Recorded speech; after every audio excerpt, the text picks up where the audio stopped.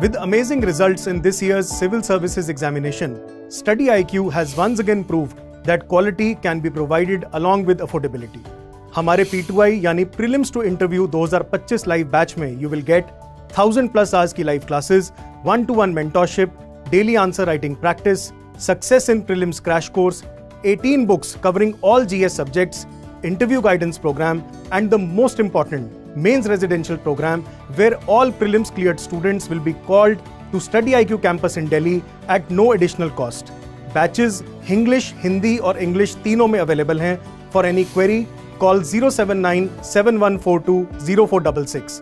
Scan QR code to join now. Study IQ IAS. अब तैयारी हुई अफोर्डेबल। नमस्कार साथियों, मेरा नाम सौरभ शर्मा है और इस वर्ष की सिविल सेवा परीक्षा में मेरी ऑल इंडिया रैंक 23 आई है और आज मैं आप सबके बीच हूँ अपनी इस परीक्षा को सफलतापूर्वक उत्तीर्ण करने की जो रणनीति थी मेरी वो आपसे साझा कर सकूँ। मैंने तैयारी इस परीक्षा की मूल लगभग 2019 से मैंने स्टार्ट कर दी थी, लेकिन ऐसा मैं नहीं कहूँगा कि ये 5 साल जो बीते हैं उसमें लगातार मैं पढ़ाई कर ही रहा था। ये मेरा प्रथम प्रयास था। मेरा वैकल्पिक विषय समाजशास्त्र यानी सोशियोलॉजी है और मैंने इस परीक्षा की तैयारी अपने सेकेंड ईयर ऑफ कॉलेज से स्टार्ट की थी। मैं ग्रेजुएट हुआ IIT दिल्ली से सिविल इंजीनियरिंग में 2022 में। उसके बाद लगभग मैंने मैकेंजी एंड कंपनी, जहाँ मेरा कॉलेज से प्लेसमेंट हुआ था, वहाँ पे एज अ मैनेजमेंट कंसल्टेंट काम भी किया हुआ है।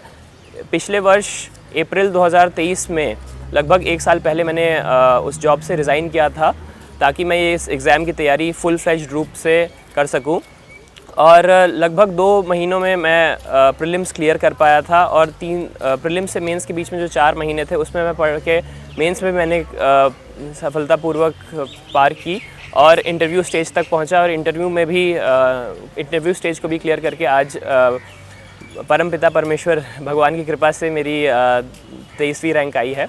मैं इस परीक्षा को लगभग 1 वर्ष में या प्रीलिम्स ऐसा कहें कि 2 महीने में और मेंस प्रीलिम्स से मेंस 4 महीने में सक्सेसफुली इसलिए कर पाया क्योंकि मेरे नोट्स जो थे वो कॉलेज के साथ मैंने प्रिपेयर कर लिए थे। लगभग सेकेंड ईयर के आसपास मैंने एक फाउंडेशन कोचिंग ज्वाइन की थी और हालांकि वो सेकेंड ईयर का जो टाइम था उसमें मैं वो कोचिंग अच्छे से वो कर नहीं पाया, लेकिन कोविड लॉकडाउन का जो 5 महीने का वक्त था उसमें मैंने वो नोट्स अच्छे से पढ़े और मैंने अपना GS का पोर्शन ख़त्म कर दिया था। थर्ड ईयर में जो फर्स्ट सेमेस्टर था उसमें मेनली मैंने टेस्ट सीरीज़ पे फोकस किया और थर्ड ईयर के सेकंड सेमेस्टर से मैं अपने वैकल्पिक विषय यानी सोशियोलॉजी ऑप्शनल पे फोकस करने लग गया था। फोर्थ ईयर का जो फर्स्ट 7th सेमेस्टर था उसमें मैंने ज़्यादा पढ़ाई नहीं की क्योंकि प्लेसमेंट पे मैं बैठा था और मेरी तबीयत भी ख़राब रहती थी। 8th सेमेस्टर में मैंने अपना वैकल्पिक विषय भी काफ़ी अच्छे तरीके से कर लिया था।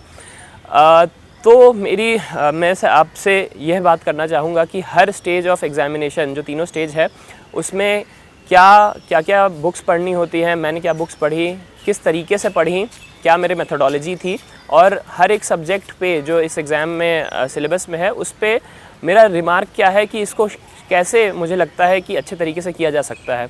मैं उम्मीद करता हूँ इस चर्चा से आपको लाभ होगा और शुरुआत मैं प्रीलिम्स यानी प्रारंभिक परीक्षा से करना चाहूँगा। तो प्रीलिम्स में हम देखें कि मुख्य रूप से 5-6 मेन कोर सब्जेक्ट्स हैं, history, geography, economics, polity, environment and science and technology और मिसलेनियस में जैसे international relations, sports, person in news, ये सब चीज़ें हैं। तो इसके सोर्सेज ऑलमोस्ट सेम है, सब लोग कुल मिला के एक ही जैसे सोर्सेज पढ़ रहे होते हैं। वो सोर्सेज मैं पहले शेयर कर देता हूँ। तो जैसे हिस्ट्री के लिए मॉडर्न हिस्ट्री के लिए मैंने स्पेक्ट्रम पढ़ी थी। एंशिएंट आर्ट एंड कल्चर के लिए मैंने राहुल सेंगर सर जो नेक्स्ट IAS में फैकल्टी थे मेरे, उनके नोट्स मैंने पढ़े थे। उसके अलावा मेडिवल हिस्ट्री में पढ़ नहीं पाया था समय के अभाव से या फिर मुझे लगा था कि शायद उससे प्रश्न कम आएंगे। ज्योग्राफ़ी में मैंने सिकंदर खान सर के क्लास नोट्स पढ़े थे जो मेरे फाउंडेशन कोचिंग में फैकल्टी थे। उसके अलावा मैंने 11th क्लास की NCERT काफ़ी अच्छी होती है फिज़िकल ज्योग्राफी, इंडियन ज्योग्राफी के लिए, वो पढ़ी थी। वर्ल्ड मैपिंग के लिए मैंने सुदर्शन सर के जो ऑनलाइन वीडियोज़ हैं वो मैंने देखे थे क्योंकि वर्ल्ड मैपिंग का काफ़ी पोर्शन आ जाता है प्रीलिम्स में।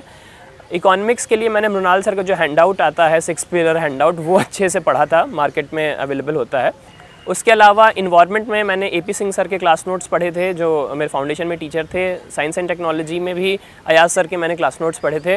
साथ ही साथ इन्वायरमेंट और साइंस एंड टेक्नोलॉजी काफ़ी करंट ओरिएंटेड सब्जेक्ट होता है, उसमें करंट अफेयर्स की भूमिका बहुत ज़्यादा होती है। तो मैंने विजन IAS की मैगज़ीन भी पढ़ी थी, PT 365, और साथ ही साथ सर नेक्स्ट IAS में एक current affair for prelims programme होता है, उससे भी मैंने लगभग 5-6-10 क्लासेस होती हैं, तो वो मैंने वो भी देखी थी।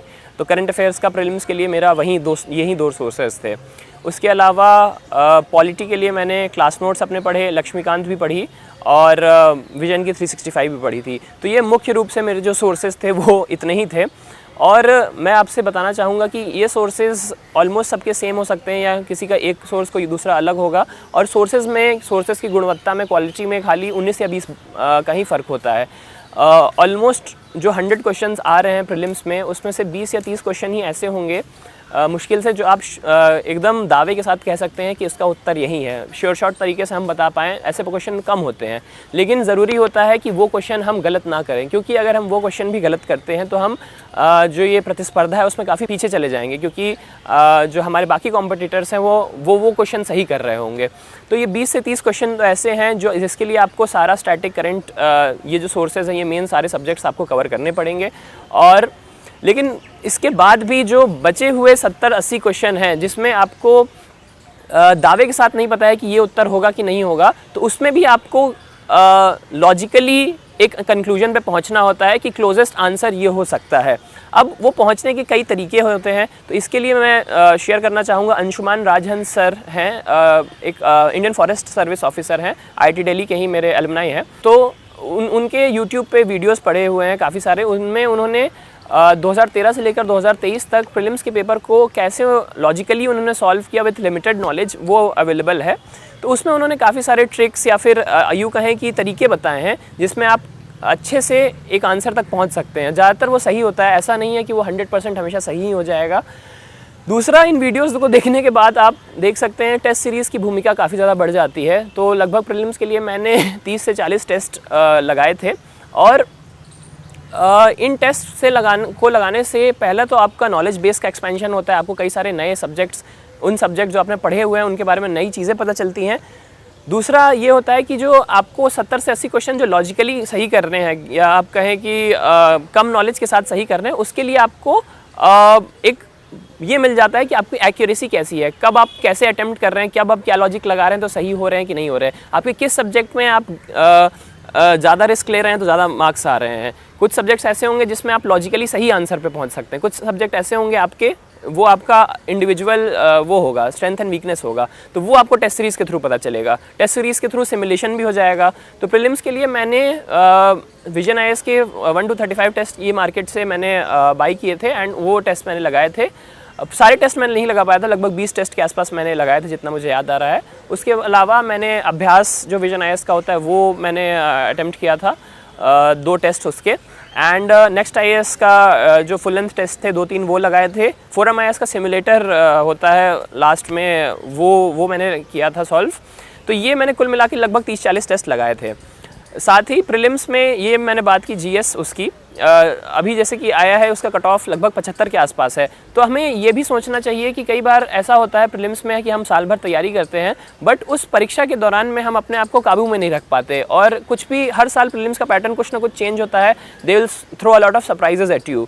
तो उस टाइम पे जब आपके पास एक नई चीज़ सामने आ रही है, तो ज़्यादा महत्वपूर्ण ये है कि आप अपना धैर्य बनाए रखें, और ये ना सोचें कि पेपर कठिन आया है, बाकी लोग कैसे कर रहे होंगे। अगर आपने सीरियसली तैयारी की है और आपको पेपर कठिन लग रहा है, तो निश्चित तौर पे बाकी जो आपके लोग जो पेपर लिख रहे हैं उनको भी कठिन लग रहा है। और ये रिलेटिव एग्ज़ाम है, ऐसा नहीं है कि आपको बिल्कुल एब्सोल्यूट नंबर में आपको सही करना है, रिलेटिव और लोगों के कंपैरिजन में बेटर करना है।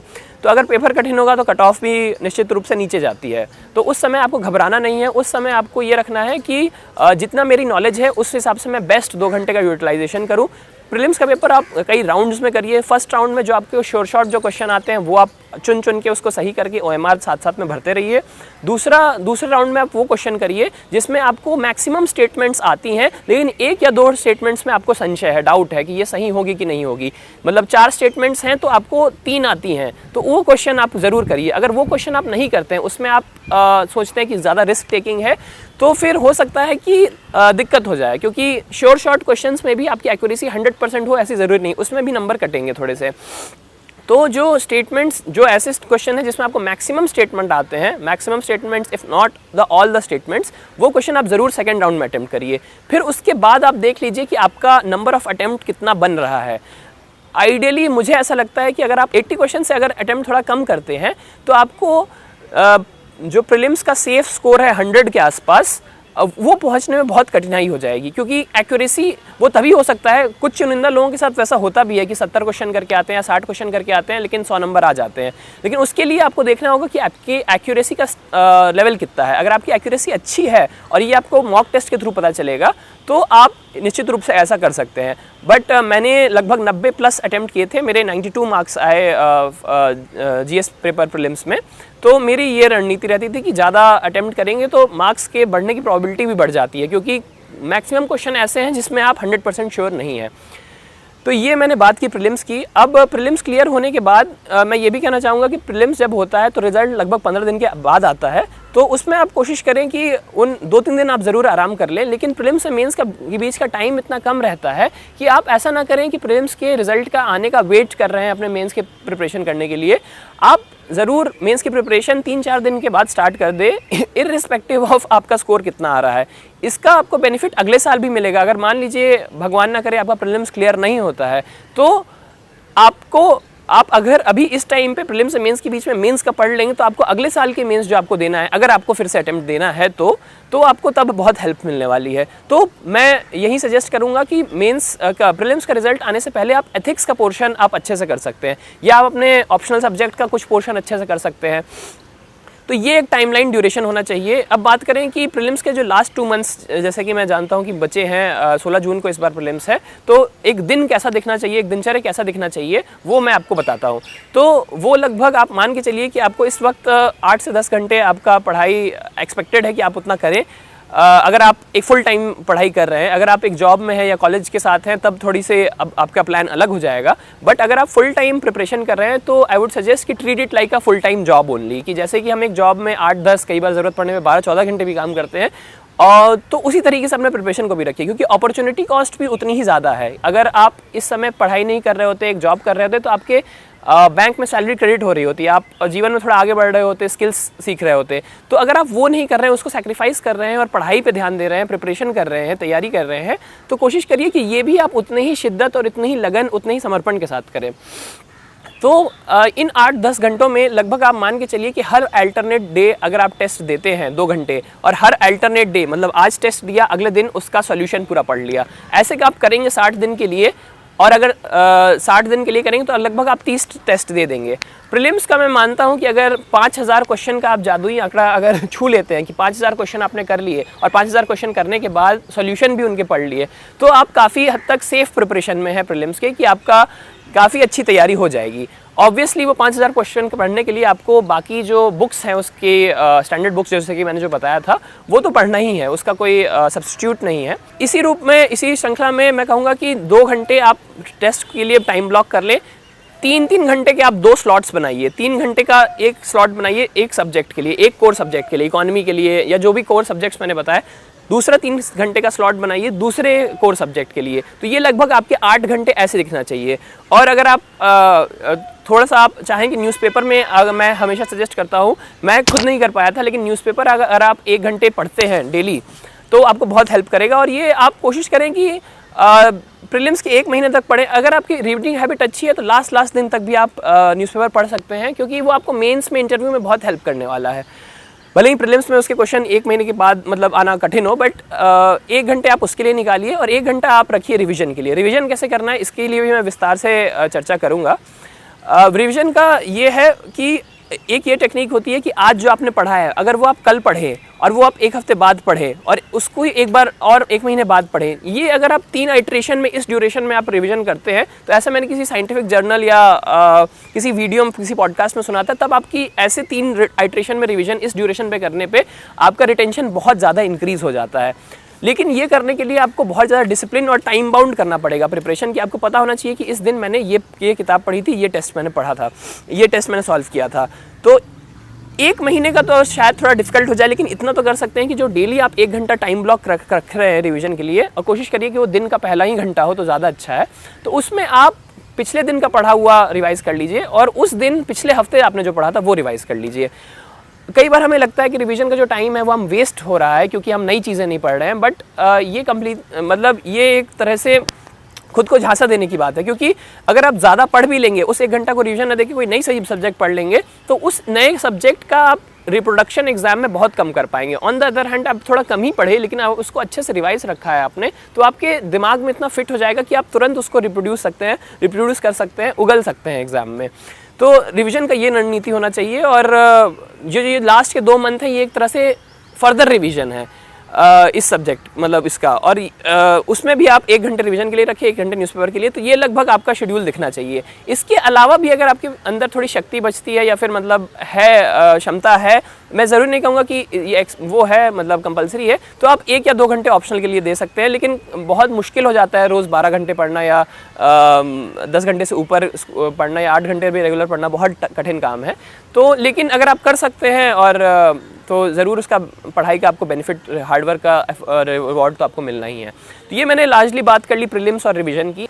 बात करें अगर मुख्य परीक्षा की, तो सबसे बड़ी कठिनाई मुख्य परीक्षा में ये होती है कि वो जो 3 दिन होते हैं उसमें 5 पेपर लगातार होते हैं। फर्स्ट दिन एसए का पेपर होता है, दूसरे दिन GS1 GS2, तीसरे दिन GS3 GS4 का।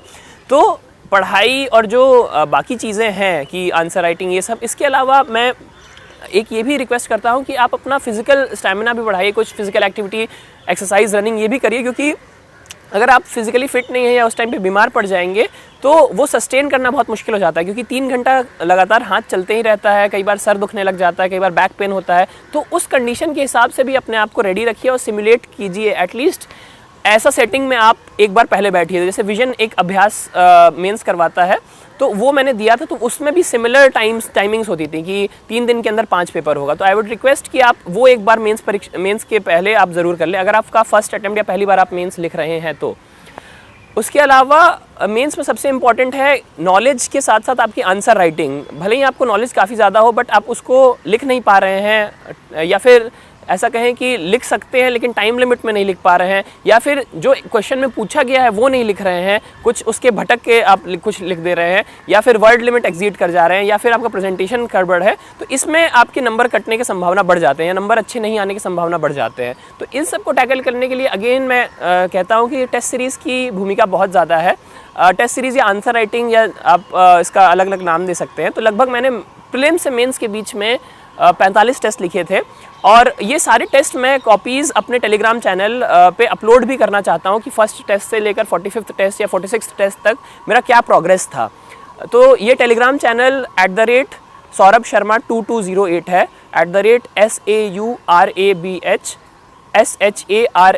2208, ये मेरा इकलौता टेलीग्राम चैनल है। इसके अलावा कोई भी चैनल अगर आपको दिखता है तो वो फेक चैनल है, उसको प्लीज़ रिपोर्ट कर दें, या फिर उस पर जो आ रहा है कंटेंट उसको आप सही ना माने। यही मेरा ओरिजिनल चैनल है, और मेरी जो भी सोशल मीडिया की आईडीज़ हैं वो भी मैंने इसी चैनल पे पोस्ट मैं करने वाला हूँ, जो मेरे रियल आईडीज़ हैं। क्योंकि कई बार ऐसा होता है कि मैंने देखा है या सीनियर्स ने मुझे बताया कि रैंक आने के बाद कई सारी फेक आईडीज़ जनरेट हो जाती है, उस फेक आईडीज़ के नाम पे स्कैम्स होते हैं।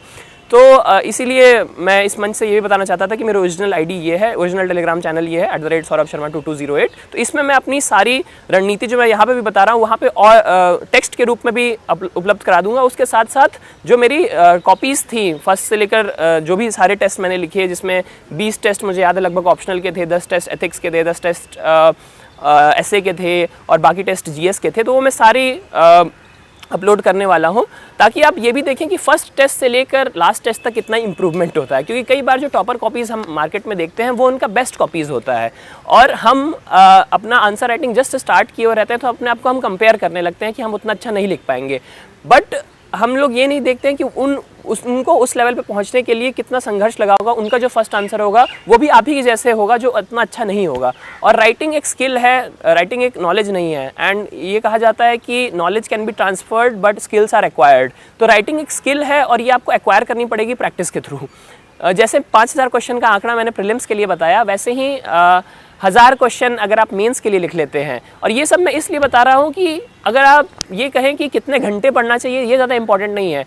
अगर कोई मुझसे पूछता है कि कितने घंटे पढ़े या कैसे शॉर्ट तरीके से बता दीजिए कि प्रीलिम्स निकल जाए, तो मैं कहता हूँ 5000 क्वेश्चन सॉल्व कर लीजिए, सॉल्यूशन पढ़ लीजिए उसके, और वो 5000 क्वेश्चन पढ़ने के लिए जो सब्जेक्ट पढ़ना होता है, जो सब पढ़े हैं वो करिए। उसी तरह से मेंस के लिए आप 1000 आंसर अगर लिख लेते हैं, 1000 आंसर का लगभग अनुमान 50 टेस्ट होता है, क्योंकि एक टेस्ट में 20 क्वेश्चन हमें लिखना होते हैं।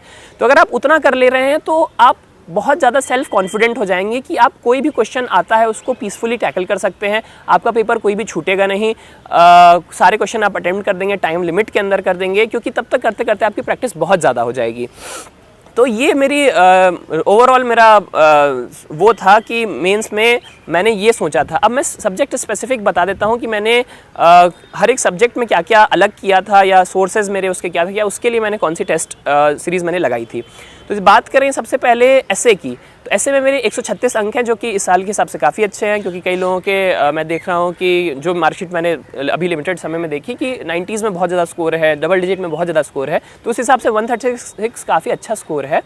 ऐसे के लिए मैंने टेस्ट सीरीज़ फोरम IAS के MGP मैंने ज्वाइन किया था, विकास रंजन का सर का भी कोर्स मैंने ज्वाइन किया था, तो लगभग मैंने, और अभ्यास पे मैंने ऐसे लिखा था। उसके अलावा प्रीवियस ईयर क्वेश्चंस जो हैं वो भी, प्रीवियस ईयर क्वेश्चन ऐसे कि वो भी मैं लिखा करता था, और एक वेबसाइट है कन्वर्ट IAS जिसमें आप कोई भी आंसर लिख के अपलोड करें तो वो चेक होके वापस आ जाता है, तो उसका भी मेरे पास सब्सक्रिप्शन था, तो उस पर मैं ऐसे लिखा करता था।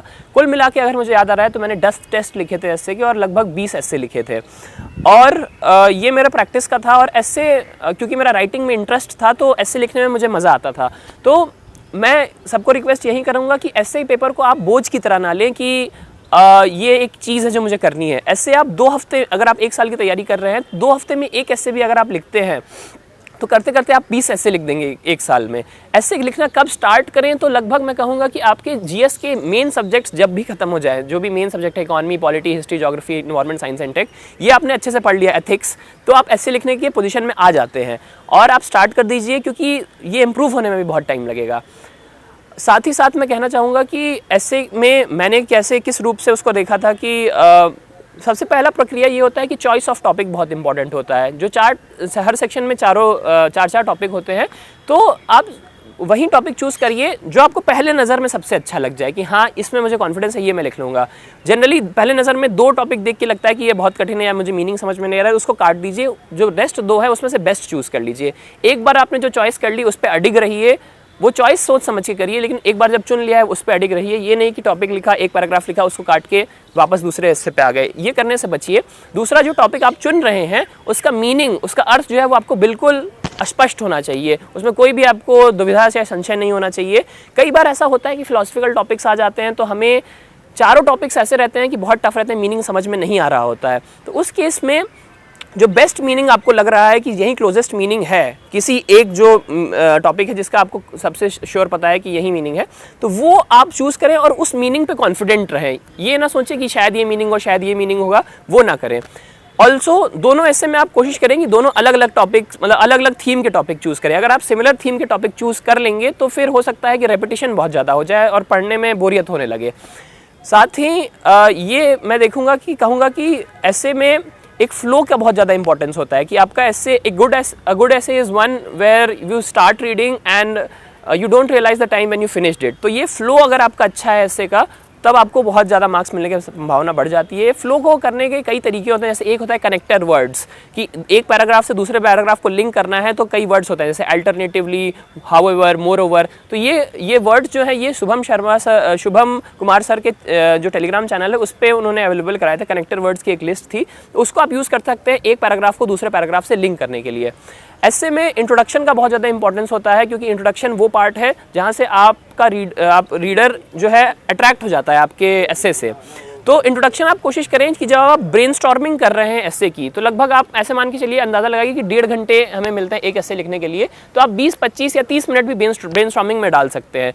तो उसमें आप कोशिश करिए जो ब्रेनस्टॉर्मिंग में जो आपके पॉइंट्स दिमाग में आ रहे हैं, तो जनरली फर्स्ट या सेकंड पॉइंट जो दिमाग में आता है वो सबसे अच्छा पॉइंट होता है, क्योंकि वो उस मीनिंग के सबसे क्लोज होता है। अगर आप चाहें तो इंट्रोडक्शन उसी को बना सकते हैं, और वो नहीं है तो कई बार थीम्स रिपीट होती हैं, तो हेल्थ, एजुकेशन, इन सब के आप रेडीमेड इंट्रोडक्शन भी बना सकते हैं। लेकिन ज़रूर ध्यान रखें कि वो इंट्रोडक्शन रेडीमेड आप ज़बरदस्ती फिट ना करें, वो कॉन्टेक्स्ट हो उस एसे का तभी उसको लिखें, वरना ऑन स्पॉट आप, अगर आपकी क्रिएटिविटी अच्छी है तो स्टोरी कोई बना सकते हैं, हाइपोथेटिकल स्टोरी, कोई पोएम से स्टार्ट कर सकते हैं, कोई अच्छे कोटेशन से स्टार्ट कर सकते हैं, कई रूप है स्टार्ट करने के। एक बार स्टार्ट कर दिया फिर आप एक पैराग्राफ समरी भी बताइए, उस इंट्रोडक्शन को टॉपिक से लिंक करिए कि ये जो मैंने स्टोरी बताई है, इंट्रोडक्शन लिखा है, ये टॉपिक से इस तरह से रिलेटेड है। फिर उसके बाद का पैराग्राफ में आप थोड़ा टेबल ऑफ कंटेंट, या मतलब टेबल ऑफ कंटेंट बोलना गलत हो गया, ओवरव्यू वाला एक पैराग्राफ रखिए कि इस ऐसे में मैं ये बात करने वाला हूँ। ये सब कोई कंपलसरी एक ढांचा नहीं है ऐसे का, ऐसे लिखने के कई तरीके हैं, काफ़ी ओपन एंडेड टॉपिक होते हैं। ऐसे में लगभग आपके 10 पेज लिखने होते हैं, एक पेज पे मान के चलिए 2 पैराग्राफ हैं, अमूमन 2-3 भी हो सकते हैं, तो आपको लगभग 20 पॉइंट्स होने चाहिए। तो ये 20 पॉइंट्स कैसे आए, तो इसके लिए बेस्ट तरीका होता है जीएस के जो सिलेबस है, आपने एक बार अगर ऐसे का मीनिंग समझ लिया है तो जीएस का जो सिलेबस है उसको आप गो थ्रू कर ले एक एक करके आराम से, कि हिस्ट्री में इस मीनिंग का कोई एग्जाम्पल है क्या, सोसाइटी में इस मीनिंग का कोई एग्जाम्पल है क्या, इंटरनेशनल रिलेशंस में इस ऐसे के एग्जाम्पल का कोई मीनिंग है, कुछ इस ऐसे के मीनिंग का कोई एग्जाम्पल है क्या। इस तरह से आप पूरा जीएस का चारों सब्जेक्ट आप स्कैन कर लेंगे तो आपको एम्पल नंबर ऑफ एग्जाम्पल्स मिल जाएंगे।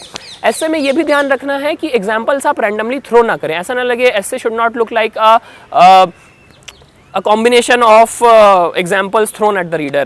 ऐसे में आर्ग्यूमेंट बिल्ड करना भी इक्वली इंपॉर्टेंट है, तो आर्ग्यूमेंट आप बिल्ड करें और उसके आर्ग्यूमेंट को सब्सटेंशिएट करने के लिए एग्जांपल दें। तो आइडियली फॉर्मेट आर्ग्यूमेंट एग्जांपल, और वो आर्ग्यूमेंट आप दिखाएं कि ये आर्ग्यूमेंट टॉपिक से लिंक कैसे है। तो आर्ग्यूमेंट एग्जांपल ऐसे फॉर्मेट करके आपको ऐसे में बढ़ना है। जैसे मैंने ये देखा था कि मैंने दोनों एस्से में थोड़ा स्ट्रक्चर अलग रखा था। फर्स्ट एस्से मैंने प्रोबिंग क्वेश्चंस के फॉर्मेट में लिखा था कि what if this happens, what if that happens. तो मैंने आर्ग्यूमेंट जो थी वो क्वेश्चंस थे कि okay this is true but what if that happened, ऐसे करके मैंने प्रोबिंग क्वेश्चंस बनाए थे। तो उससे मुझे लगता है कि रीडर की क्यूरियोसिटी बढ़ जाती है कि हम प्लेनली लिख देंगे, उससे अच्छा है कि आप क्वेश्चन लिख दीजिए और फिर उसका आंसर कर दीजिए। थोड़ा उस फॉर्मेट में मैंने पहले ऐसे लिखा था। दूसरा ऐसे मैंने लिखा था कि जो मैंने टॉपिक था उसको मैंने सब टॉपिक्स में बांट दिया था, हर सब टॉपिक पे मैंने 2-2 पेज 3-3 पेज ऐसे लिख दिया था। तो ये भी एक फॉर्मेट होता है कि सब टॉपिक्स आप बना सकते हैं ऐसे के अंदर। तो कोशिश करें कि अगर दोनों ऐसे थोड़ा अलग अलग फॉर्मेट का आप लिखेंगे तो डाइवर्सिटी दिखेगी। और ये भी रखें कि टाइम मैनेजमेंट का बहुत इंपॉर्टेंट रोल है ऐसे में। तो ऐसा ना करें कि फर्स्ट एस्से लिखने में आपको 1 घंटे 50 मिनट लग गए और दूसरा एस्से जो है आपका 1 घंटा 10 मिनट ही बचे। अगर आप पहला एस्से 1 घंटे 40 मिनट तक लिख दें, कोशिश करें कि उससे आगे ना बढ़ें। और दूसरे एस्से के लिए कम से कम आपको 1 घंटा 20 मिनट तो चाहिए, क्योंकि तब तक थोड़ी स्पीड भी बढ़ जाती है। और उसके अलावा ये भी देखें कि कई बार ऐसा होता है कि जो 20 पॉइंट्स हमें लिखना है वो हम कई बार ज़बरदस्ती फिट करना चाह रहे होते हैं। तो डबल चेक ज़रूर कर लें कि ये जो पॉइंट है या ये जो एग्जाम्पल है, जो आर्ग्यूमेंट है, ये सचमुच में ऐसे के मीनिंग या टॉपिक से रिलेटेड है कि नहीं। हम क्या मैं इसको ज़बरदस्ती तो नहीं फिट कर रहा। अगर आपको लगे कि ज़बरदस्ती है तो आप 1 पेज कम भी लिखेंगे या 8 पेज में भी लिख देंगे, 9 पेज में भी लिख देंगे, that would be better as comparing to कि आप 10 पेज लिखे लेकिन उसमें से 3-4 ज़बरदस्ती फिट की हुई चीज़ें थी। तो इस तरह से मुझे लगता है कि एस्से में मैंने किया और ये मुझे लगता है कि अगर आप फॉलो करें तो आपका एक अच्छा आप टैकल कर सकते हैं एस्से का। क्योंकि एस्से में गैप्स बहुत ज़्यादा होते हैं, मतलब कई बार 90 भी आ रहे हैं, लोगों के 70 भी आ रहे हैं, किसी के 140 भी आ रहे हैं, किसी के 160 भी आ रहे हैं। तो ये ऐसा पेपर है जिसमें आप अगर प्रैक्टिस करें और थोड़ा आर्टिकुलेशन डेवलप करें तो आपका रिवॉर्ड्स बहुत अच्छे मिलेंगे as compare to rest of the GS papers.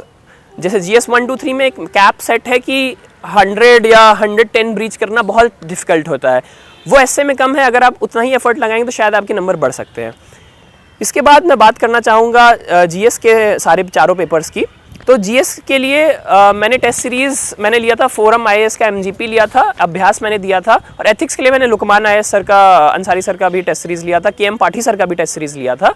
तो ये मेरा था टेस्ट सीरीज़ के मामले में। बात मैं करता हूँ कि हर जीएस के पेपर का सोर्सेज मैंने क्या क्या फॉलो किए थे और उसकी क्या पढ़ने की मेथोडोलॉजी मुझे लगता है कि सही होता है। जीएस 1 की अगर बात करें तो इसमें मेनली 3 हेडिंग्स हैं, 3 सब टॉपिक्स हैं, हिस्ट्री, ज्योग्राफी और सोसाइटी। तो हिस्ट्री और ज्योग्राफी मैंने लार्जली जो प्रीलिम्स के लिए पढ़ा था वहीं मैंने कंटिन्यू रखा। पोस्ट इंडिपेंडेंट हिस्ट्री और वर्ल्ड हिस्ट्री जो एक्स्ट्रा टॉपिक्स हैं मेंस के सिलेबस में, वो मैंने विजन के हैंडआउट से पढ़े थे, विजन आईएएस के। और मॉडर्न हिस्ट्री स्पेक्ट्रम से ही काम चल जाता है।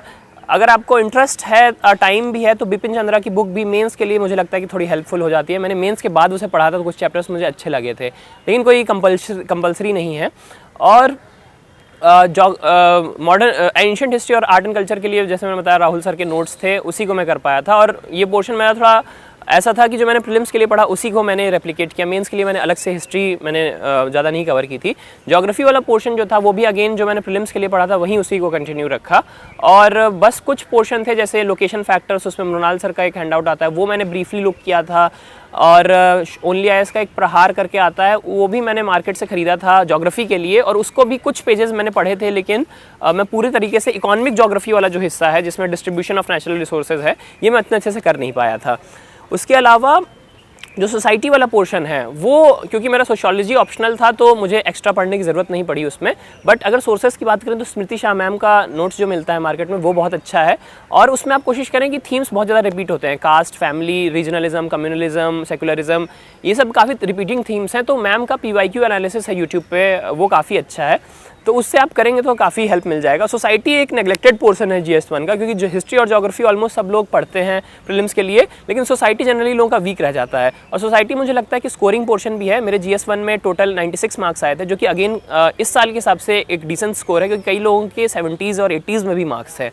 तो मुझे लगता है कि सोसाइटी ने ही मुझे वो एज दिलाया था, क्योंकि एक तो मेरा सोशियोलॉजी ऑप्शनल था और मैंने इंटरेस्ट से भी लिखा था उसको।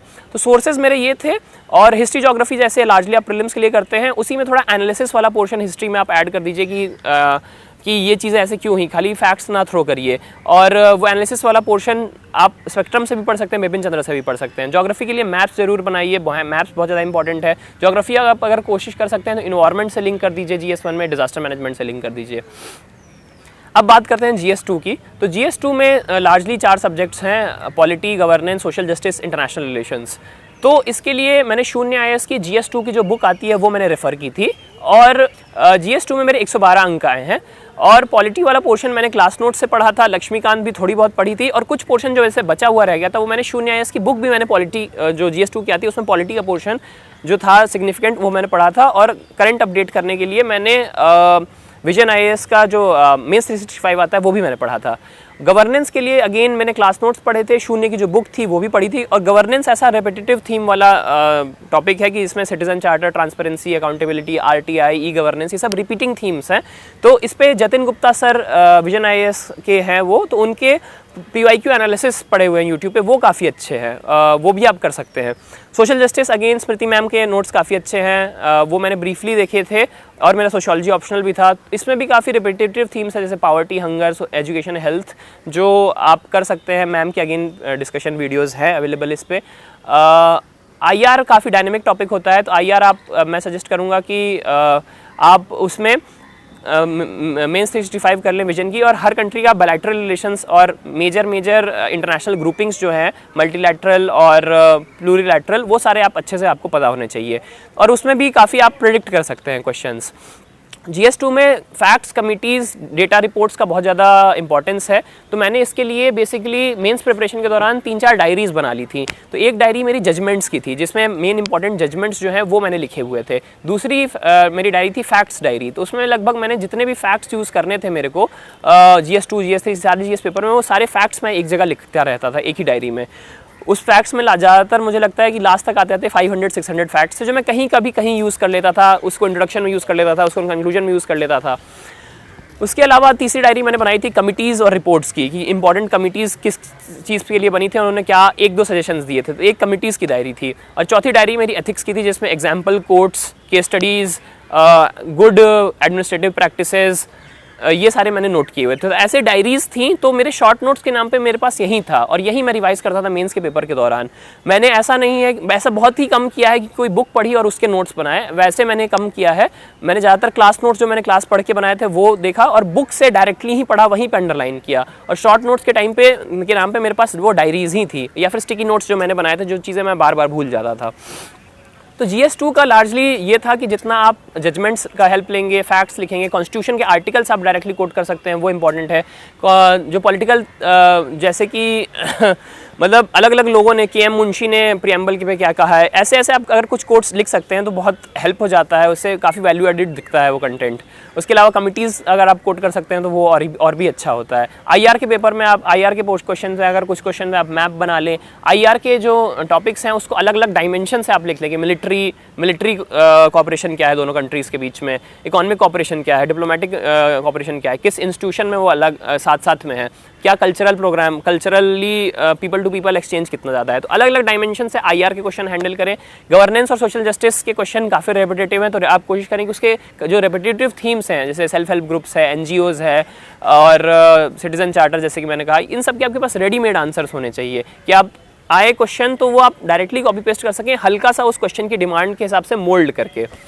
आप इंट्रोडक्शन और कंक्लूजन ऐसे ही जैसे इंट्रोडक्शन में आप डेफिनेशन से स्टार्ट कर सकते हैं, डेटा फैक्ट से स्टार्ट कर सकते हैं, किसी रिसेंट इवेंट से स्टार्ट कर सकते हैं। कंक्लूजन आप DPSP लिख सकते हैं, सस्टेनेबल डेवलपमेंट गोल्स लिख सकते हैं, कोई कोटेशन लिख सकते हैं अच्छी। और बॉडी का भी आपका फिक्स्ड फॉर्मेट होना चाहिए कि कुछ चीज़ें, अगर आप क्वेश्चंस में सब पार्ट हैं तो सब पार्ट, हर सब पार्ट की अलग हेडिंग बना के उसमें पॉइंट्स लिख दीजिए। अगर क्वेश्चन के सब पार्ट्स नहीं है तो जनरली आप इशूज़ डिस्कस कर दीजिए, चैलेंजेस डिस्कस कर दीजिए, इशू/चैलेंजेस ऐसा हेडिंग बना दीजिए, स्टेप्स टेकन सो फार का हेडिंग बना दीजिए, वे फॉरवर्ड का हेडिंग बना दीजिए। तो इस हिसाब से आपको आंसर में स्ट्रक्चर लाना है हर पॉइंट, और आप कोशिश करना है कि हर सब हेडिंग एड्रेस हो, वे फॉरवर्ड आप जहां तक हो सके दें। और जैसे कि मैंने देखा था कि मेरी GS में ये था या इनफैक्ट सारे पेपर्स में कि मैंने ऑलमोस्ट सारे क्वेश्चन काफ़ी अच्छे से अटेम्प्ट किए थे, मेरा कुछ भी पोर्शन छूटा नहीं था। मतलब मैं जब एग्जाम पेपर सबमिट करने से पहले मैंने एक बार ऐसे देखा था तो मेरा पूरा पेज, मतलब पेपर भरा भरा लग रहा था। ऑब्वियसली इसका ये मतलब भी नहीं है कि आप खाली पेपर नाम के लिए भरने के लिए आप कुछ भी लिख रहे हैं, लेकिन अगर आपका पेपर भरा भी है और उसमें हल्की क्वालिटी भी है तो आपको एक अच्छा एज मिल जाता है उस कैंडिडेट से कि जिसके 1-2 क्वेश्चन छूटे हुए हैं, वो पूरा ब्लैंक दिख रहा है। क्योंकि हो सकता है ऐसा नहीं है कि कुछ क्वेश्चन आप बहुत अच्छे लिख देंगे तो आपको उसको 10 में से 10 मिल जाएंगे। हो सकता है आपको लग रहा है कि आपने बहुत अच्छे से लिखा है, बट एग्जामिनर को हो सकता है उतना अच्छा ना लगे। तो अगर बहुत लोग जैसे ये रखते हैं, ये हमेशा डिलेमा रहता है कि कुछ क्वेश्चंस अच्छे लगे, अच्छे से लिखें और कुछ क्वेश्चन छोड़ दें, या फिर सारे क्वेश्चन पे इंपॉर्टेंस दें। तो मेरा अप्रोच दूसरा वाला था कि हर एक क्वेश्चन में आप लिखना है, चाहे वो आपको अच्छे से आता है तो अच्छे से तो लिखना ही है, जो क्वेश्चन नहीं भी आता है उसमें भी कोशिश करना है कि उससे टॉपिक, वो क्वेश्चन जिस टॉपिक पे है उसके रिलेटेड आप कुछ लिख दीजिए, ताकि आपको कुछ 9 नंबर मिलेंगे। 1-1, 2-2 नंबर भी आपका बढ़ेगा तो काफ़ी ज़्यादा सिग्निफिकेंट इंप्रूवमेंट हो जाता है। GS2 का यह था। GS3 में मेरे 91 नंबर आए हैं, लेकिन मैंने वो सबसे मेरा लीस्ट प्रिपेयर्ड पेपर था। एक रीज़न उसका ये था कि उसमें कई सारे विषयों का समावेश है, जैसे economy, environment, science and tech, internal security, disaster management. तो वो इतना विविध पेपर है कि आपको उसको कवर करने में थोड़ा टाइम लग सकता है, और वो इंफॉर्मेशन इंटेंसिव पेपर है। मतलब कि अगर उस पेपर में आप जितना फैक्ट्स डालेंगे, जितना कमिटीज़ डालेंगे, उतना आपका आंसर इनरिच्ड होगा। तो इसमें भी मैं कहूँगा कुछ लो हैंगिंग फ्रूट्स हैं, जैसे इंटरनल सिक्योरिटी, डिजास्टर मैनेजमेंट और एग्रीकल्चर। तो ये 3 टॉपिक्स ऐसे हैं जिसमें रेपिटेटिव थीम्स हैं थोड़ी सी, और उसके अलावा ये क्वेश्चन आप आसानी से किया भी जा सकता है, थोड़े प्रेडिक्टेबल लाइंस पे होते हैं। इसके लिए मेरे सोर्सेज अगेन मैंने शून्य की GS3 की जो बुक आती है वो पढ़ी, वो मैंने खरीदी थी। एग्रीकल्चर मैंने वहाँ से किया था, इंटरनल सिक्योरिटी भी हल्का सा मैंने वहाँ से किया था। इंटरनल सिक्योरिटी के लिए मैंने मेंस 365 भी पढ़ी थी। डिजास्टर मैनेजमेंट के लिए मैंने क्लास नोट्स रेफर किए थे।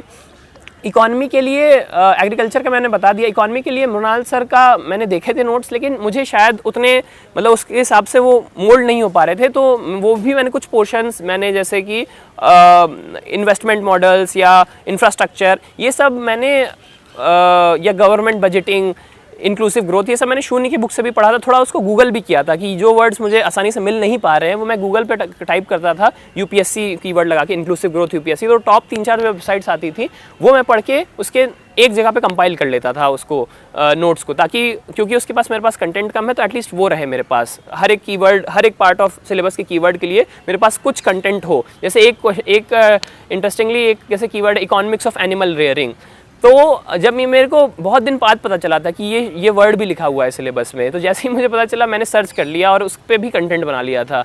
या फिर technology in aid of farmers, ये एक प्रॉपर टर्म लिखी हुई है सिलेबस में। तो ऐसे आप सिलेबस का हर एक वर्ड का, जो सब्जेक्ट आपका वीक भी है उसमें भी आप बेयर मिनिमम एफर्ट लगाइए, क्योंकि हो सकता है कि जैसे मुझे लगता था GS3 मेरा कमज़ोर है, बट 91 मार्क्स मेरे आ गए, जो कि ठीक है, क्योंकि 100 क्रॉस करना बहुत मुश्किल होता है GS3 में।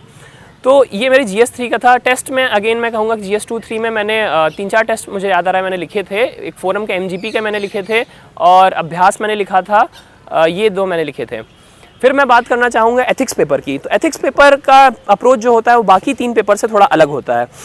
एथिक्स के लिए मैंने बेस सोर्सेज की बात की तो मैंने KM पाठी सर के नोट्स रेफ़र किए थे। उनका एक चैनल भी है एथिक्स 101, वो मुझे काफ़ी अच्छा लगता है। उनके एग्जांपल्स काफ़ी यूनिक रहते हैं, काफ़ी आपको एथिक्स की अंडरस्टैंडिंग डेवलप हो जाएगी। वो मैंने रेफ़र किया था, मेरे क्लास में टीचर थे और उन्होंने जो पोर्शन मतलब उन्होंने 60-70% ऑफ द पोर्शन कवर किया था, बाकी मैं क्लास में नहीं कर पाया था अच्छे से। तो मैंने एस अंसारी सर जो लुकमान IAS के फाउंडर है, उनके मैंने नोट्स उठाए थे कुछ टॉपिक्स के लिए, या फिर मैं कहूँ कि जैसे एथिक्स इन पब्लिक एडमिनिस्ट्रेशन या कुछ ऐसे पोर्शंस थे जो मैंने उनके नोट्स से भी कवर किए थे। और टेस्ट सीरीज़ भी मैंने इन्हीं 2 टीचर्स की ली थी। KM पाठी सर के मैंने टेस्ट जो नेक्स्ट IAS में होते थे वो मैंने दिए थे 3 टेस्ट और उनके टेस्ट डिस्कशन सुने थे। लुकमान IAS के भी जो टेस्ट हुए थे 6-7 टेस्ट वो मैंने लिखे थे एथिक्स के, उनके मॉडल आंसर भी सुने थे। और मैं कोशिश करता था कि वो जो डायरी मैंने एथिक्स की बनाई है उसमें मैं कंटिन्यूसली अपडेट करते रहूँ, कोटेशन से, अच्छे ऑफिसर्स के एग्जाम्पल से, पर्सनल एग्जाम्पल से, एथिकल कीवर्ड्स से, कि जो कीवर्ड्स होते हैं एथिक्स में जो स्पेसिफिकली यूज़ होते हैं। एथिक्स में आप ये भी कोशिश करें कि हर एक वर्ड का मीनिंग आपको क्लियर हो कि एम्पैथी एग्जैक्टली क्या होती है, एम्पैथी कंपैशन से कैसे अलग है, एम्पैथी सिंपैथी से कैसे अलग है, इंटीग्रिटी और ऑनेस्टी में क्या फ़र्क है, इंटीग्रिटी और प्रोबिटी में क्या फ़र्क है। तो हर एक वर्ड का आपको अगर मीनिंग क्लियर है, इमोशनल इंटेलिजेंस का एग्जैक्टली मीनिंग क्या है, एटीट्यूड का मीनिंग एग्जैक्टली क्या है, एटीट्यूड और एप्टीट्यूड में क्या अंतर होता है, तो ये सब हर एक वर्ड का आपको मीनिंग जो सिलेबस में लिखा हुआ है। एथिक्स का सिलेबस बहुत ब्यूटीफुली डिजाइंड है, उसमें आपको ऐसे ऐसे वर्ड्स मिलेंगे जो आप डायरेक्टली अभी आंसर में यूज़ कर सकते हैं। अगर एप्लीकेशन बेस्ड क्वेश्चन है तो आप कोशिश करें सिलेबस के कीवर्ड्स भी आप बीच बीच में डालिए, ताकि आपको एग्जामिनर को लगे कि इनको सच में ये कॉन्सेप्ट समझ में आया है, तभी ये यूज़ कर पा रहे हैं, अप्लाई कर पा रहे हैं। एथिक्स में कोशिश करें जो सेक्शन A वाला पोर्शन है वो आप 1 घंटे 20 मिनट दें, और सेक्शन B वाला जो पोर्शन है केस स्टडीज़ वो 1 घंटे 40 मिनट में ख़त्म करने का कोशिश करें, क्योंकि एथिक्स एक ऐसा पेपर है जिसमें टाइम का बहुत क्रंच होता है और जनरली लोगों का पेपर छूट जाता है। वो उसका रीज़न यही है कि केस स्टडीज़ एक तो आपको पढ़नी पड़ती हैं फिर लिखनी पड़ती हैं। तो केस स्टडी आप अमूमन ट्राई करें कि फर्स्ट आवर जो है आपका उसमें आप 3 केस स्टडीज़ तो कर ही लें, मतलब 60 नंबर का अगर है 3 केस स्टडीज़ और एक 10 मार्कर कर ले। तो अमूमन ये आप स्ट्रेटजी रखिए मेंस के पेपर में कि फर्स्ट आवर में 70 मार्क्स का कंप्लीट हो जाए, सेकंड आवर में 80 मार्क्स का और थर्ड आवर में 90 मार्क्स का। अगर इसमें थोड़ा भी डिस्टर्बेंस होता है, जैसे फर्स्ट आवर्स में आप 60 का ही कर पाते हैं, 50 का ही कर पाते हैं, तो जो लास्ट का 1 आवर होता है उसमें 110 का करना पड़ जाता है या 100 करना पड़ जाता है, तो उसकी क्वालिटी काफ़ी कंप्रोमाइज़ हो जाती है। तो आप किसी भी पेपर में ये फॉर्मूला लगाएं 70, 80, 90 का। और एथिक्स में स्पेसिफिकली आप कोशिश करें कि फर्स्ट आवर में आपकी 3 केस स्टडीज़ हो गई और बचे हुए जो 45 मिनट हैं उसमें मतलब एक केस स्टडी में शुरू में आपको 20 मिनट लग सकता है, तो ऐसे आप कोशिश कर लीजिए कि 55 मिनट तक 3 केस स्टडीज़ हो जाएं, 55-60 मिनट तक, और रेस्ट जो बची हुई 3 केस स्टडीज़ हैं वो 40-45 मिनट में हो जाएं, ताकि आपके पास सेक्शन A के लिए भी जो टाइम बचे 1 घंटा 40 मिनट के आसपास बचे। और उस 1 घंटा 40 मिनट में आपको 13 क्वेश्चन लिखने हैं, 1 घंटा 20 मिनट में माफ़ी चाहूँगा, तो उसमें आपको 13 क्वेश्चन लिखने हैं, तो लगभग 6 मिनट का पर क्वेश्चन आता है एवरेज आउट करेंगे तो आप। और उसमें भी 3 क्वेश्चन कोटेशंस के होते हैं, तो कोटेशन वो मिनी एस्से ही है कि कोटेशन लिख देंगे और आपको 2 पेज में लिखना है, तो उसमें सोचना पड़ जाता है, तो उसमें आपको टाइम ज़्यादा लगेगा और वो थोड़ा इनोवेशन भी उसमें आपको दिख जाएगा, क्योंकि कोटेशन है तो आपको उसी समय इंटरप्रेट करना है उसको। एथिक्स के किसी टॉपिक से आप कनेक्ट कर दीजिए, कोई उसका एग्जाम्पल डाल दीजिए सब्सटैंशिएट करने के लिए अलग अलग डायमेंशन के। जैसे एथिक्स में आप जितना हो सकता है डाइवर्स एग्जाम्पल दीजिए, सिनेमा से एग्जाम्पल दीजिए, स्पोर्ट्स से एग्जाम्पल दीजिए, किसी नॉवल का एग्जाम्पल दीजिए, किसी बड़े लीडर ने किसी स्पीच में कुछ कहा था वो आप एग्जाम्पल ले दीजिए। अगर आपका रीडिंग हैबिट अच्छा है, मतलब आप नॉन फिक्शन बुक्स पढ़ते हैं या फिर इन जनरल आप पॉडकास्ट वगैरह सुनते हैं, तो आपको थोड़ा सा एज मिलेगा एथिक्स के पेपर में और एसए के पेपर में। तो और अगर नहीं है तब भी कोई घबराने की कोई बात नहीं है, मतलब आप अपना नोट्स अच्छे से बनाइए, फोकस तरीके से पढ़िए। तो जो ये मैंने बात की कि केस स्टडीज़ में आपको इतना टाइम लग जाए कोटेशन में, तो बाकी जो 10 क्वेश्चन होते हैं सेक्शन A के, उसके लिए कई बार 5 या 6 मिनट पर क्वेश्चन बचता है, तो उसको आपको 5 या 6 मिनट में लिखना है। तो उसके लिए बहुत ज़रूरी है कि आपको हर कीवर्ड का शॉर्ट नोट्स आपके पास हो। जैसे कि प्रॉपर्टी इन गवर्नेंस अगर आता है तो प्रॉपर्टी इन गवर्नेंस आपको अगर डायरेक्टली उसमें से लिखना है, तो आपके पास अगर रेडीमेड आपके पास 2 पेज का नोट्स ऑलरेडी बना हुआ है शॉर्ट नोट्स, तो आप डायरेक्टली रेप्लिकेट कर सकते हैं, given that it is a direct question on property in governance. अगर उसको इंटरलिंक किया हुआ है 3-4 बड़े लाइन्स के क्वेश्चन के साथ, तो आपको मोल्ड करना पड़ेगा उस क्वेश्चन की डिमांड के हिसाब से। तो मुझे लगता है एथिक्स में इसीलिए ये टाइम मैनेजमेंट और ये सब चीज़ें एक्सपेरिमेंट करने के लिए मैं कितना एग्जाम्पल डाल पा रहा हूँ या कितना फ्लो चार्ट डायग्राम बना पा रहा हूँ, इसके लिए थोड़ा प्रैक्टिस की ज़्यादा ज़रूरत होती है। फ्लो चार्ट डायग्राम्स का भी ये रूल है कि फ्लो चार्ट डायग्राम आप तभी बना पाएंगे एग्जाम में या मैप्स जब आपने उसकी बहुत प्रैक्टिस की हुई हो और उसका आपने कहीं से अलग उसका भी स्टोर बनाया हुआ। जैसे मैं फ्लो चार्ट डायग्राम उतना यूज़ नहीं कर पाया, इसका सिंपल रीज़न ये था कि मैंने उसका अलग डायरी भी नहीं बनाई थी। अगर मैं उसका अलग डायरी में लिखता, जैसे मैंने बाकी 3-4 चीज़ों के लिए किया, तो मेरे पास एक कंपाइलेशन होता उसका और मैं डायरेक्टली अप्लाई कर पाता। तो वो आप कोशिश करें कि वो भी आप तभी कर पाएंगे जब उससे आपका प्रेजेंटेशन इंप्रूव होगा, लेकिन उसका होमवर्क आपको पहले करना पड़ेगा। तो ये मेरा अप्रोच था सारे चारों जीएस पेपर्स के लिए, और एसए के लिए भी मैंने बता दिया, और साथ ही साथ मैंने सोर्सेज भी ऑलमोस्ट सबके बता दिए, मेथोडोलॉजी जिस तरीके से उसको पढ़ना है वो भी मैंने शेयर कर दिया है। उसके अलावा ऑप्शनल सब्जेक्ट के लिए सोशियोलॉजी में मेरे 306 अंक हैं, जो शायद वन ऑफ द हाईएस्ट हैं, इफ़ नॉट द हाईएस्ट। तो उसमें मैंने ये देखा था कि मैं कोचिंग का नाम बता देता हूँ, जैसे कि मैंने दृष्टि आईएएस से फाउंडेशन कोचिंग की थी, और मैंने टेस्ट सीरीज़ विजन आईएएस में स्मृति मैम है उनके पास की थी, और शिवराजावेल सर हैं चेन्नई में उनका सेंटर है, उनके साथ ऑनलाइन मैंने किया था। काफ़ी अच्छा एक्सपीरियंस रहा। और सोशियोलॉजी मैंने चूज़ इसीलिए किया था, काफ़ी लोग ये प्रश्न करते हैं कि ऑप्शनल सब्जेक्ट चूज़ आप कैसे करें, तो मेरा इंटरेस्ट बहुत ज़्यादा था उस सब्जेक्ट में। जब मैंने इंडियन सोसाइटी पढ़ी जीएस पढ़ते के दौरान, तो मुझे काफ़ी इंटरेस्ट डेवलप हुआ। कॉलेज में भी मेरे ह्यूमैनिटीज़ के कोर्सेज हम लोग को लेने होते थे कंपलसरीली, तो मैंने ऑलमोस्ट सारे कोर्सेज सोशियोलॉजी के लिए थे। मुझे काफ़ी ज़्यादा डीप इंटरेस्ट था उस सब्जेक्ट में, तो इसीलिए मैं उसको इंटरेस्ट के रूप में पढ़ पाया। और दूसरा फैक्टर तो मुझे लगता है अगर इंटरेस्ट है आप कर सकते हैं।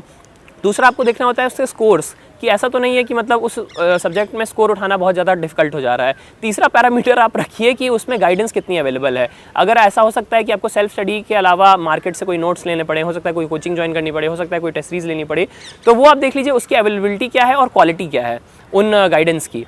और फोर्थ आप पैरामीटर आप रखिए कि ओवरलैप विद जीएस कितना है, ये आप लास्ट पैरामीटर रख सकते हैं। तो ये 4 पैरामीटर्स हैं ऑप्शनल को चूज़ करने के लिए। ऑप्शनल एक ऐसा पेपर है, ऑप्शनल एथिक्स एसे, ये ऐसा पेपर है कि जिसमें आप डिफ्रेंशिएट कर सकते हैं बाकी लोगों से, क्योंकि जीएस 1, 2, 3 में आपको उतना ही डिफ्रेंशिएट करने के लिए बहुत सिग्निफिकेंट अमाउंट ऑफ एफर्ट लगाना पड़ेगा।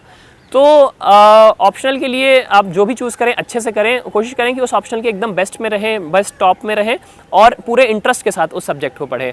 तो ये था मेरा पूरा मेंस का प्रिपरेशन अभी तक का। इसके बाद इंटरव्यू प्रिपरेशन का मैं हल्का सा बात करना चाहूँगा, क्योंकि इंटरव्यू प्रिपरेशन में मुख्य रूप से 3 चीज़ें हैं। पहली चीज़ तो ये है कि डिटेल्ड एप्लीकेशन फॉर्म, उसमें जो भी एंट्रीज़ हैं, जैसे कि स्टेट, आपका होम स्टेट क्या है, होम डिस्ट्रिक्ट क्या है, जहाँ से आप पढ़े हैं, जहाँ पे आपकी जो भी लोकेशंस लिखी हुई हैं, जो भी आपकी हॉबीज़ लिखी हुई हैं 7th कॉलम में, जो भी आपकी रुचियाँ हैं, जो भी आप इंटरेस्ट हैं, वो आप लोग को लिखना होता है 7th कॉलम में जो डैफ का होता है। तो वो आपका अच्छे से वेल रिसर्च प्रिपेयर होना चाहिए, उसके बारे में आपको सब कुछ पता होना चाहिए, क्योंकि you are expected to know that. और उसके बारे में आप नहीं बता पाते हैं तो एक ख़राब इंप्रेशन कई बार जाता है। ये एक पार्ट ऑफ प्रिपरेशन है कि डैफ को आपको होलिस्टिकली प्रिपेयर करना है। Second part of preparation current affairs है, तो कोशिश करें इंटरव्यू के टाइम पे 2 न्यूज़पेपर अगर हो सकता है वो पढ़ें, ताकि आपको थोड़ा डाइवर्स ओपिनियन मिले। टीवी डिबेट्स वगैरह देख लें, और आपस में एक छोटा ग्रुप बना लें करंट अफेयर्स डिस्कस करने के लिए। तीसरा part of preparation mock interviews है। तो मॉक इंटरव्यूज़ मेरा क्योंकि 3rd फेज़ में था इंटरव्यू, तो मैंने बहुत मॉक इंटरव्यूज़ दिए थे। मैंने 20-25 मॉक इंटरव्यूज़ दिए थे। इंटरव्यू में मेरे 179 मार्क्स आए हैं। तो इस हिसाब से, और इसीलिए मैं बताना चाहूँगा कि कई कोचिंग इंस्टीट्यूट्स जो मेरा फ़ोटो यूज़ कर रहे हैं, तो मतलब इंस्टीट्यूशनल गाइडेंस मैंने जो अभी तक कोचिंग के मैंने नाम लिए, उन्हीं से मैंने लाइक मेंस के लिए तक मैंने गाइडेंस लिया था। उसके अलावा जो कोचिंग मेरे फ़ोटोग्राफ को यूज़ कर रहे हैं, उनके पास हो सकता है कि मैं इंटरव्यू के लिए मैं गया हूँ, क्योंकि मैं कई कोचिंग के पास इंटरव्यू के लिए खाली गया था। और वो भी किन किन कोचिंग के पास मैं इंटरव्यू के लिए गया था वो भी मैं अपने टेलीग्राम चैनल पे क्लियरली लिख दूंगा, ताकि ये ना हो कि मेरे फ़ोटो या नाम का कोई मिसयूज़ कर रहा हो।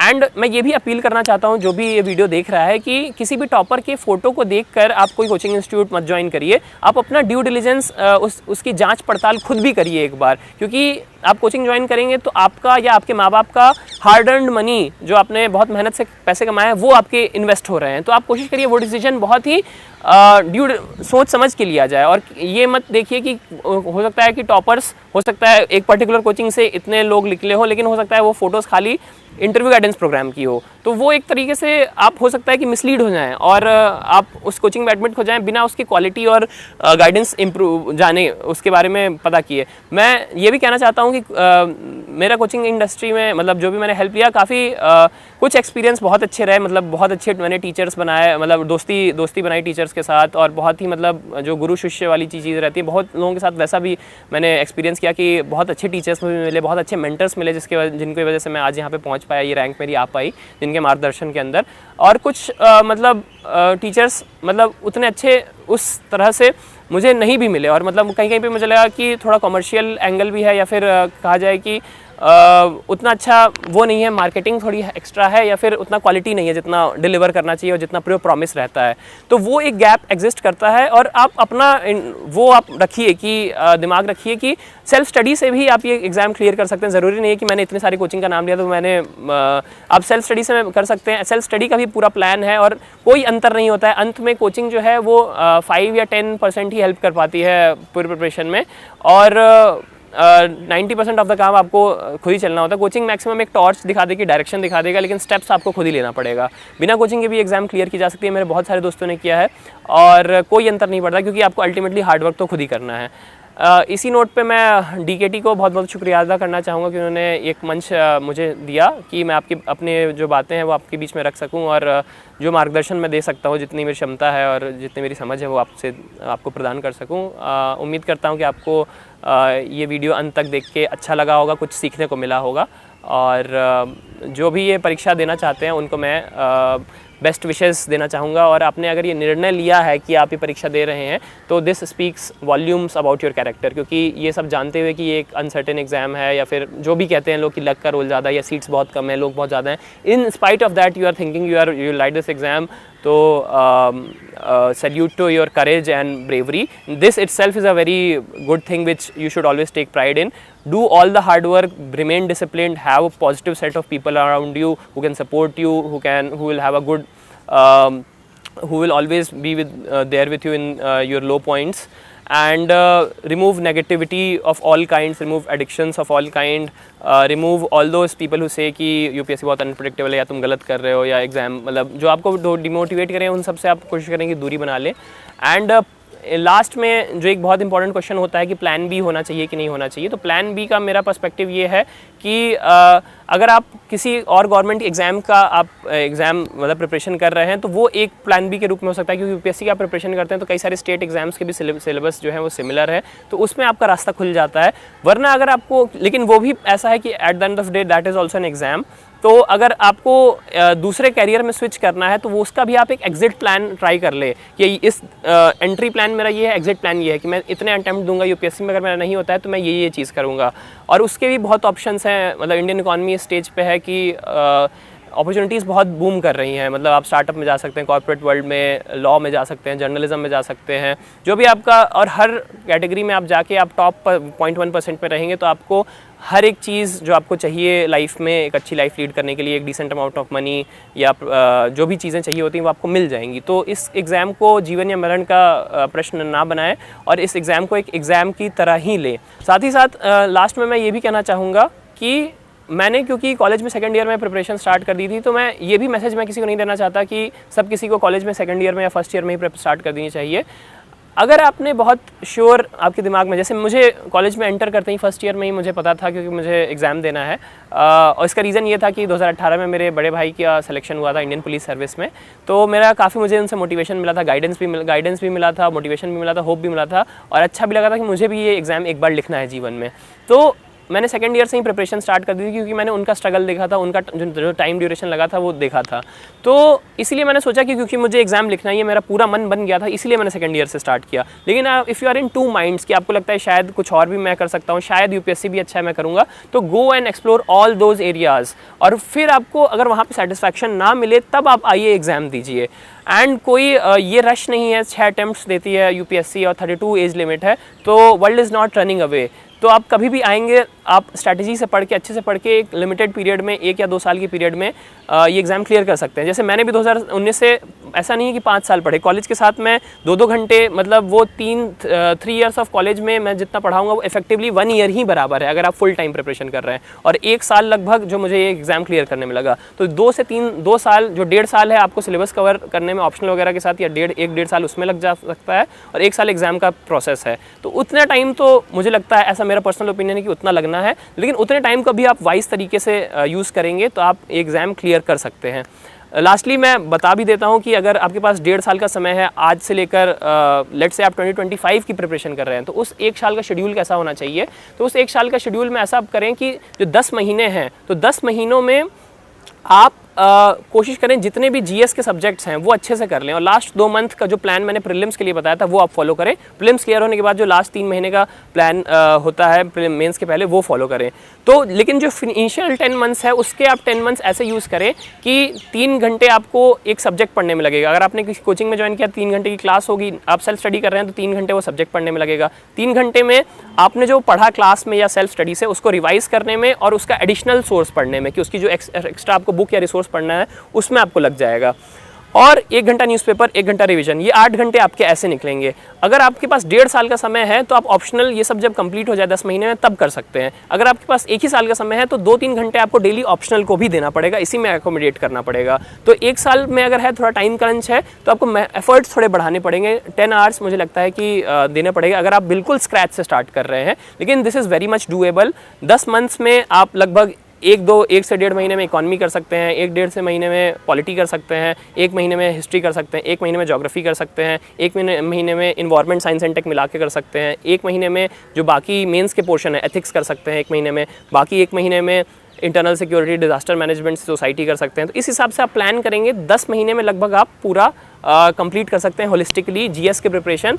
और अगर आपके पास ऑप्शनल अगर आप पहले से पढ़ चुके हैं तो बहुत अच्छा, नहीं आपने इसी 1 साल में ही करना है तो 2-3 घंटा आपको एक्स्ट्रा डेली और देना पड़ेगा आपके ऑप्शनल के लेंथ के हिसाब से। तो इन 10 महीनों में आप फाउंडेशन रख लेंगे। नहीं, लास्ट जो 2 मंथ्स है प्रीलिम्स का, उसमें जैसे कि मैंने बताया कि टेस्ट देना है और रिवाइज करना है। जो मेंस का पीरियड होगा उसको आप ऐसे डिवाइड कर लेंगे, रिजल्ट से पहले आप एथिक्स कंप्लीट कर ले और एसए का जो अभी आपको स्ट्रक्चरिंग है जो भी दिक्कत है वो कंप्लीट कर ले, और वो खत्म होते ही आप टेस्ट लिखना स्टार्ट कर दें।